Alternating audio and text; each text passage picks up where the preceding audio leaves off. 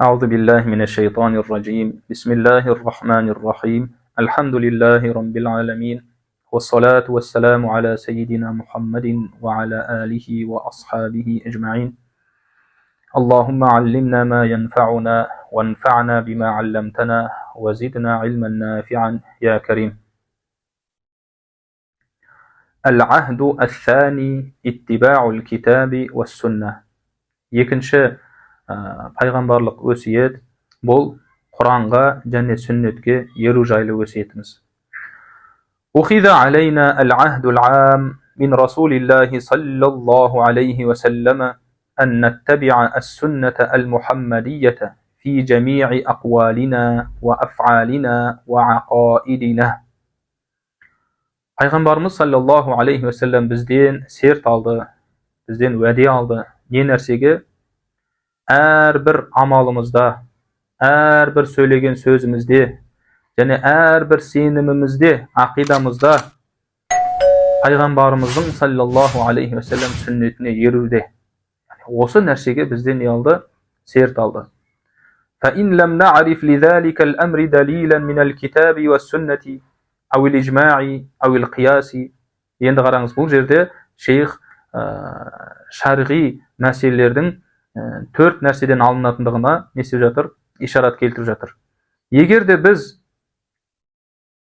қандай да бір амалда сол амалдың дәлелін не бір Құраннан білмеген болсақ, Құраннан қарадық, таппадық. Уәс-сүннәти, хадистен таппадық. Әуел ижма, немесе ғұламалардың ижмаанан бір ауызды келісімі, ол келісімінен де таппадық. Әуел қияси, немесе қияс, иждихатпен де бұл нәрсені не істемедік? Жасаған ғалымдардың қиястарында не істемедік? Таба алмадық. Осы кезде не істейміз? Таваққафна анил амали бихи. Біз оған амал етпейміз, тоқтаймыз. Осы нәрсеге бізден пайғамбарымыздан саллаллаху алейхи уассалам серт алынып жатыр. Біз оның шарғи дәлелін білмейміз бе, оған амал етуге бізге міндетті емес. Біз оған амал етпейміз.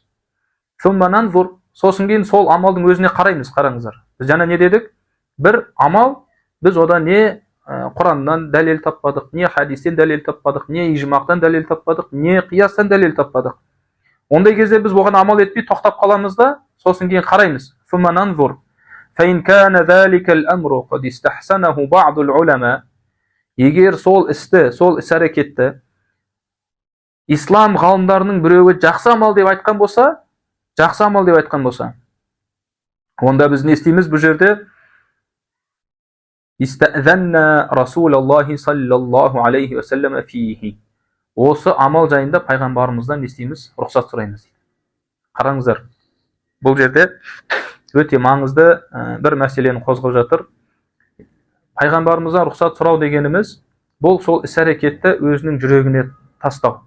Мысалға, біздер ислам тарихынан барсамыз білеміз, пайғамбарымыз саллаллаху алейхи уассалам дүниеден өткен кезде Абу Бакр радиаллаху анху, немесе Омар радиаллаху анху, немесе басқа да сахабалар бастарына бір жаңадан бір іс келген кезде, пайғамбарымыз саллаллаху алейхи уассалам істемеген нәрсені мен істемеймін дейтін болған. Мысалға, солардың бірі Құранды жинау, оны жаңағыдай неге жазу, кітап қылдырып жазып шығу, осы сияқты көп амалдар жасалды. Ең басында не істеді? Мен бұл амалды жасамаймын. Пайғамбарымыз саллаллаху алейхи уассалам істемеген нәрсе мен қалай істеймін деді. Одан кейін барып не істеді? Қатты қажеттілік, зәрурлік, мұқтаж болған кезде не істеді? Жүректеріне үңілді.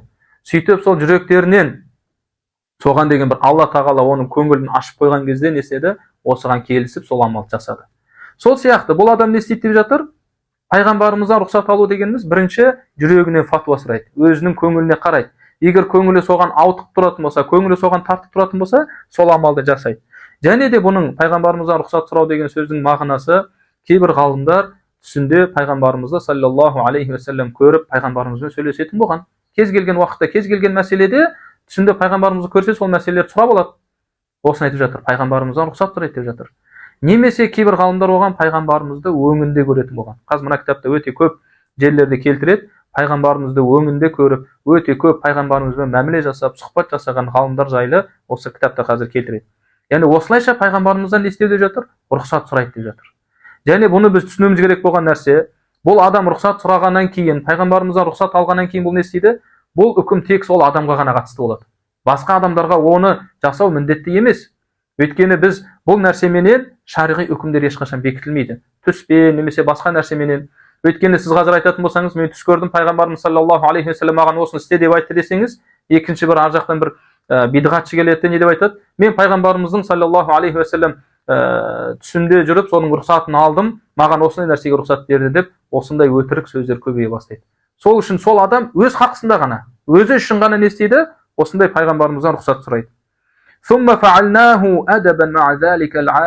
Сосын кейін жаңағы амалға Құранда жоқ, хадисте жоқ, ижмақта жоқ, қияста жоқ. Жаңағы амалға біз амал етеміз.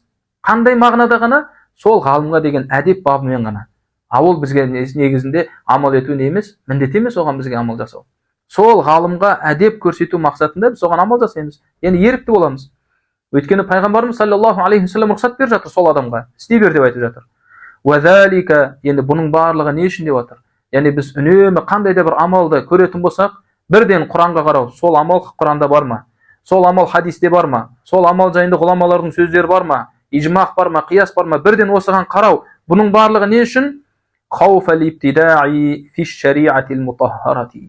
Таза болған, пәк болған шариғатымызға бір бидғатты кіргізіп кетуден, кіргізіп жіберуден қорқып деп жатыр. Содан сақтанған халде. Содан сақтанған. Сол үшін біз не істейміз? Үнемі дәлел сұраймыз.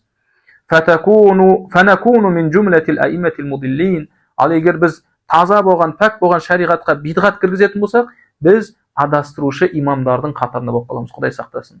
Ал әл-мудиллин, адастырушы имамдар жайлы өте үлкен ауыр хадистер келген, ертең дозаққа кіретіндігі жайында.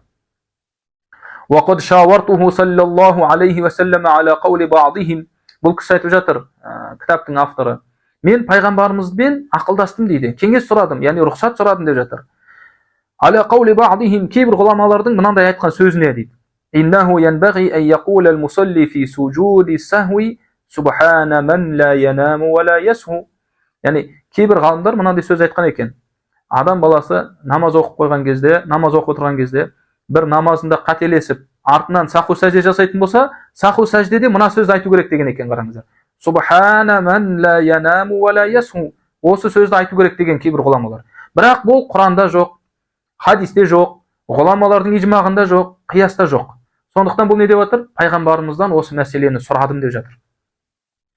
Сол кезде фақала саллаллаху алейхи уассалам, Алла елшісі маған былай деп айтты дейді. Хуа хасан, бұл жақсы сөз деп айтты дейді. Яғни жасай бер деген сөз.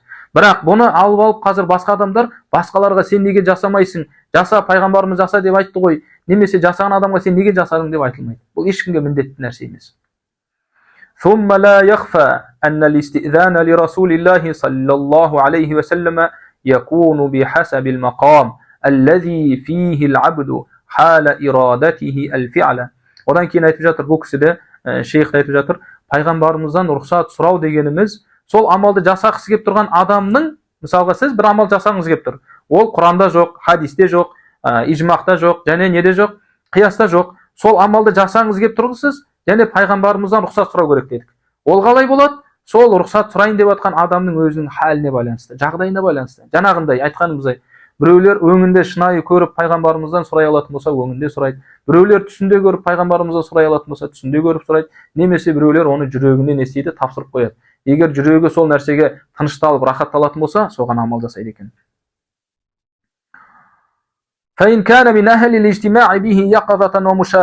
Егер сол адам пайғамбарымызбен өңінде жолығатын адамдардың қатарында болатын болса, бұндай адамдарды мақам әхлил кашф, бұл дәрежені әхлил кашф мақамы деп айтылады. Яғни осындай дәреже. Осындай дәрежедегі адам болатын болса, солайына сұрайды. Өйткені ол пайғамбарымызды өңінде көре алады. Ал егер ондай деңгейде жетпеген болса, жүрекпен рұқсат сұрайды. Сосын Алла Тағала оның жүрегіне қандай сезім салады, осы нәрсені күтеді. Егер оның жүрегінде бір соған деген бір жақындық табылатын болса, оған жасауға рұқсат деген мағынада. Немесе оның жүрегінде наоборот сол амалға деген керісінше жүрегінде бір жек көрініш пайда бола бастайды. Істегісі келмейтін кері әсерлер пайда бола бастайды. Ондай болса, оны істемейді деген сөз. وسمعت سيدي علي الخواص رحمه الله يقول أستاذم علي الخواصтың былай деп айтқанын естідім дейді. ليس مراد الأكابر من حثهم على العمل على موافقة الكتاب والسنة إلا مجالسة الله ورسوله صلى الله عليه وسلم. Қараңыздар. ليس مراد الأكابر. أكابر яғни үлкен, ұлы болған ғалымдардың негізгі мақсаты адамдарды Құранға және хадиске сай амал жасауға шақырудағы, осыған үндеудегі негізгі мақсаттары олардың не болып жатыр? Ол Алла тағаламен бірге болу және Алла елшісімен бірге болу. Осы мақсатта ғана болып жатыр.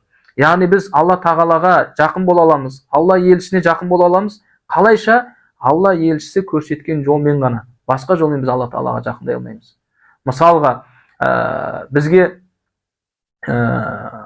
Мысалға, пайғамбарымыз саллаллаху алейхи вассалам бізге әр ракағатта 2 сәжде жасауға бұйырды.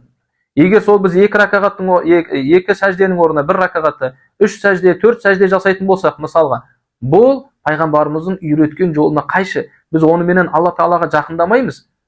Тіпті ол сәжде болып саналса да, өйткені біз қайшы жасап отырмыз да, біз ол арқылы Алла тағаладан алыстаймыз ол арқылы.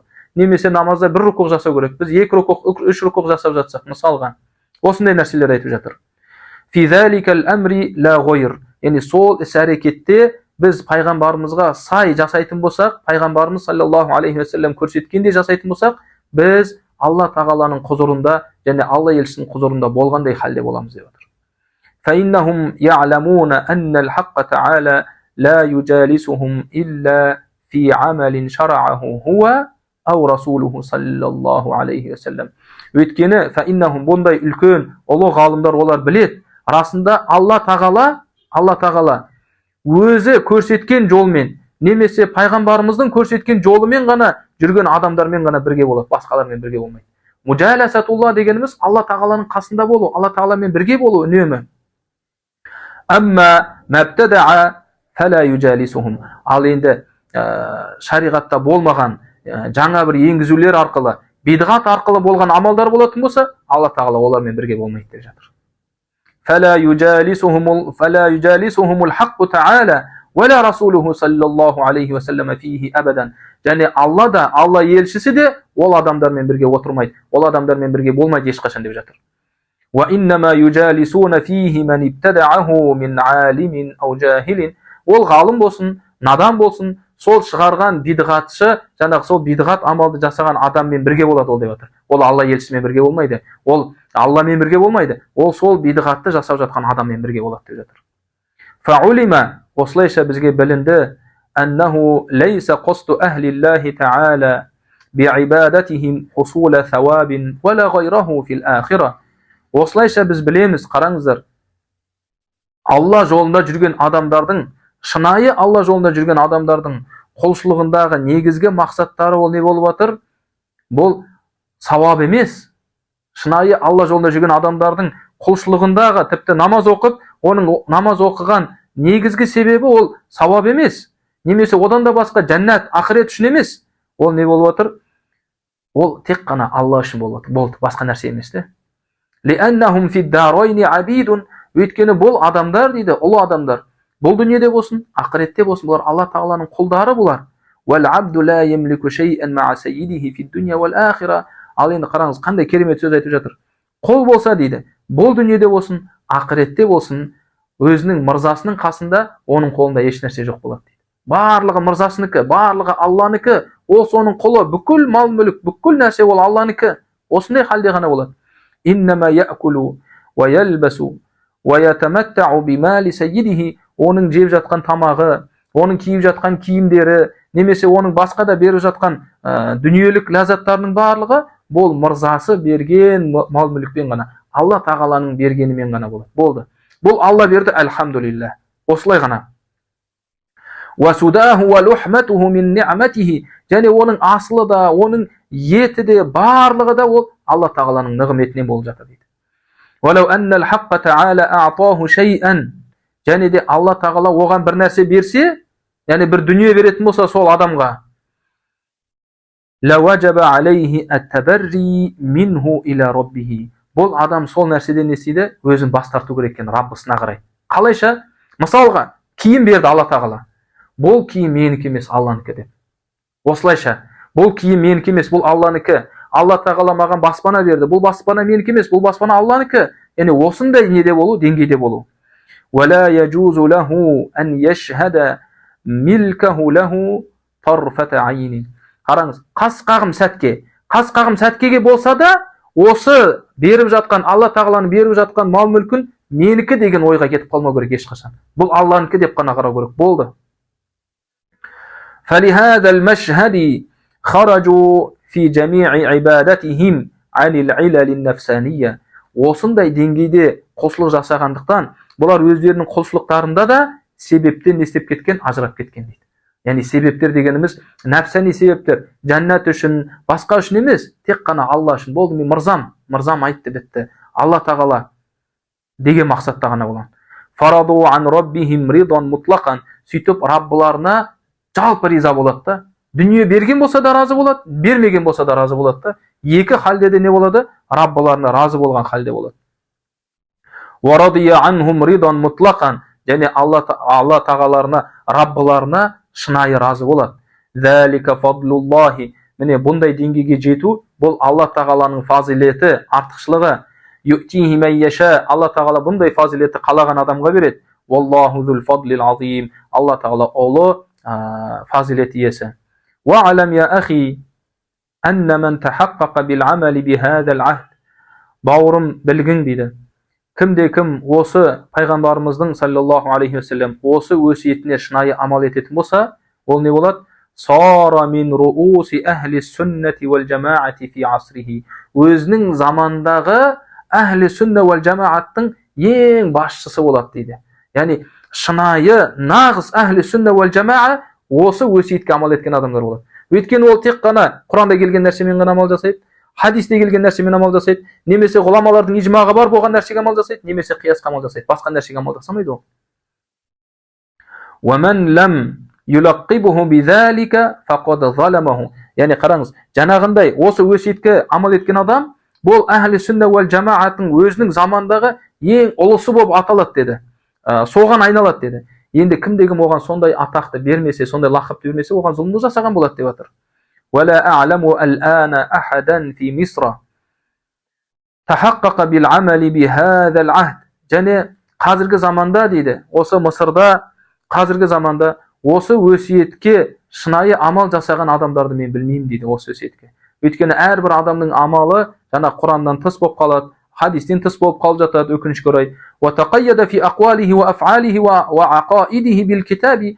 Және өзінің амалдарында, сөздерінде және сенімдерінде тек қана Құранмен және хадиспен ғана шектелген адамдарды өте аз деп жатыр. Ондай адамдар жоқ деп жатыр. Илля бa'да афрадин минал улама. Тек қана өте бір сирек, бір-екі ғалымдарды ғана мен білемін деп жатыр. Кашейх Абдуррахман ат-Таджури. Мысалға солардың бірі Шейх Абдуррахман ат-Таджури ал-Мағриби, осы кісі сияқтылар дейді. Ва адрабуху, және осыған ұқсас тағы да бір-екі кісілер бар деп жатыр. Радияллаху анхум ажмаин. وَقَدْ مَنَّ اللَّهُ تَعَالَى عَلَيَّ. Және Алла тағала маған өзінің бір фазилетімен, артықшылығымен осындай бір нығмет берді. Бил амали бихи, осы өсиетке амал етуге. Бірақ қай жағынан? Фи ба'ди ақвали ва аф'али, кейбір сөздеріммен, кейбір істерімде дейді. Яғни мен 100% хадиспен және Құранмен жүріп жатырмын деп айтып жатқан жоқ бұл кісі. Кейбір сөздерімде, кейбір іс-әрекеттерімде осы Құран мен хадиспен ғана шектелуге, осындай осы өсиетке амал жасауға Алла тағала маған осындай бір не берді деп жатыр, фазилет берді деп жатыр. فَكَذَبَ وَاللَّهُ وَافْتَرَى مَنْ نَسَبَنِي إِلَى الْبِدْعَةِ الْمُخَالِفَةِ لِجُمْهُورِ أَهْلِ السُنَّةِ وَالْجَمَاعَةِ. Және көпшілік әхлі сүнна уәл жамағат болған, көпшілікке қайшы келетін бидғатшы деп мені атаған адам, Алланың атымен ант етейін, ол өтірік айтты дейді. Яғни мен ешқашан бір бидғатқа амал еткен емеспін деп жатыр. فَإِنَّ هَذَا مَا هُوَ نَفَسُ مُبْتَدِعٍ. Өйткені бұндай нәрсе дейді,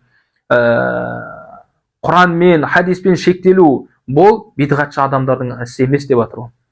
Аллахумма илля ан юрида ал-ибтида'a фи шай'ин min al-mubahati fi shari'ati bi hukm al-umumat. Ал енді егер дейді бұл мені бидғатшы деп айтқандағы мақсаты дейді, жалпылай болған бір кейбір рұқсат етілген мубах, яғни сауап та жоқ болған, күнә да жоқ болған кейбір амалдарға қатысты айтатын болса дейді, бұндай нәрседе адамдарға қиындық жоқ дейді. Өйткені заман өткен сайын кейбір мубах, рұқсат етілетін нәрселер көп заманның дамуымен шыға береді. Адамдар ол нәрселерден ести алмайды, ол нәрседен құтыла алмайды. Егер осыны меңзеген болса, онда оның сөзінде не жоқ дейді? Ешқандай күнә жоқ деп жатыр. Өйткені бұндай іс деп жатыр. Ғұламалардың өзі бұндай іс-әрекеттерден, бұндай бидғаттардан не бола алмайды? Амандықта қала алмайды дейді. Басқалар былай тұрсын дейді. Қазір біз көріп жүргеніміздей дейді.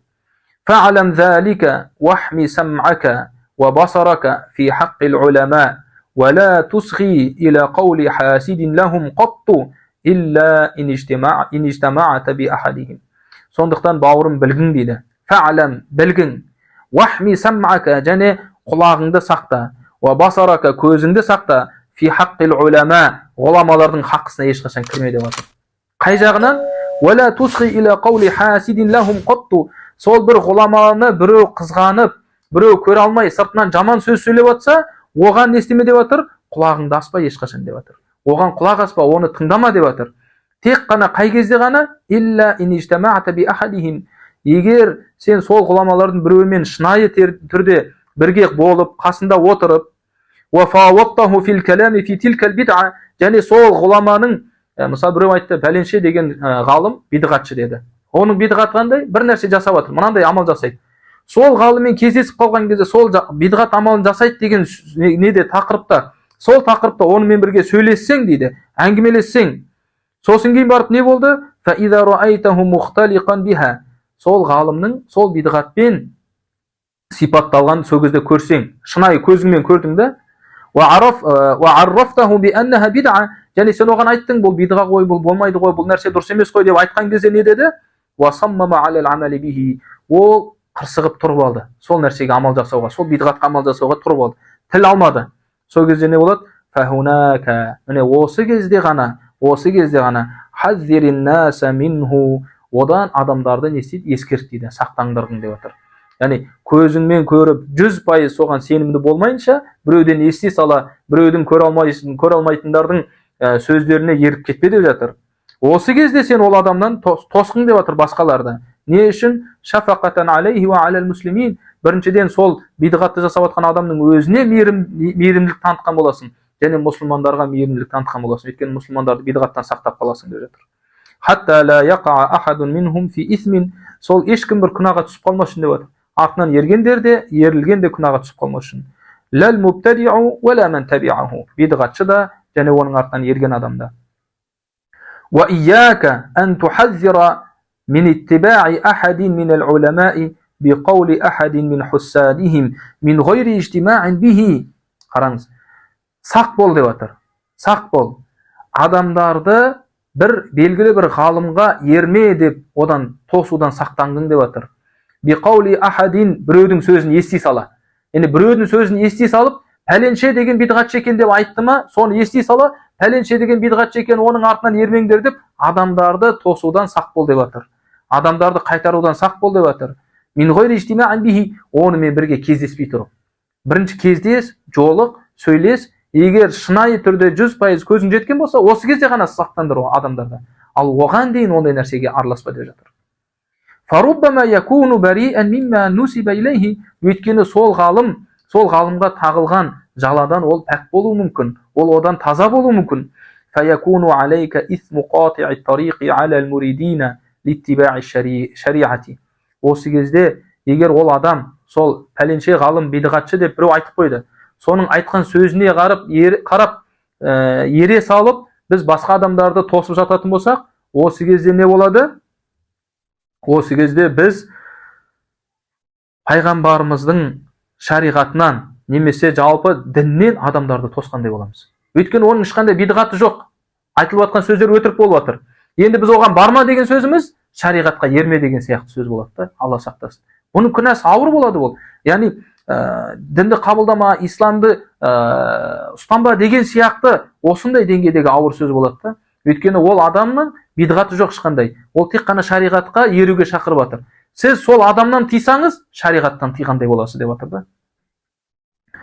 فَإِنَّكَ حِينَئِذٍ تُحَذِّرُ مِنِ اتِّبَاعِ السُنَّةِ الْمُحَمَّدِيَّةِ. Өйткені сен сол кезде сүннетке еруден адамдарды тосып атасың дейді.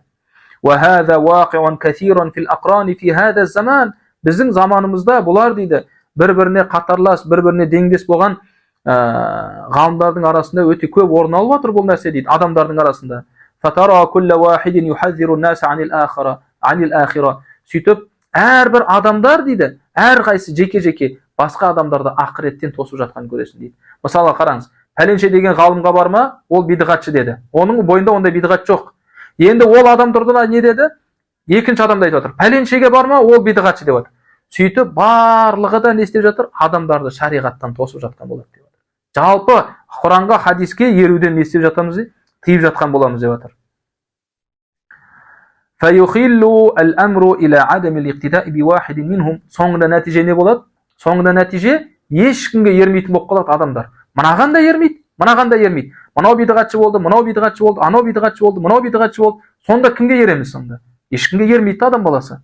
Солайша мүлдем шариғат істері жаймен қалады. فَاللَّهُ يَحْمِينَا وَأَصْحَابَنَا مِنْ مِثْلِ ذَلِكَ بِمَنِّهِ وَكَرَمِهِ آمين. Алла тағала біздерді және біздердің бауырларымызды осы сияқты апаттардан баршамызды сақтасын дейді. Қазір осы жерден дәрісімізді тоқтатып, келесі дәрісте осы өсиетімізді қайтадан жалғастыратын боламыз иншалла. Ва ахиру дa'wana анил хамдулиллахи rabbil alamin. Нашхаду ан ла илаха илля анта настағфирука ва натубу илейк.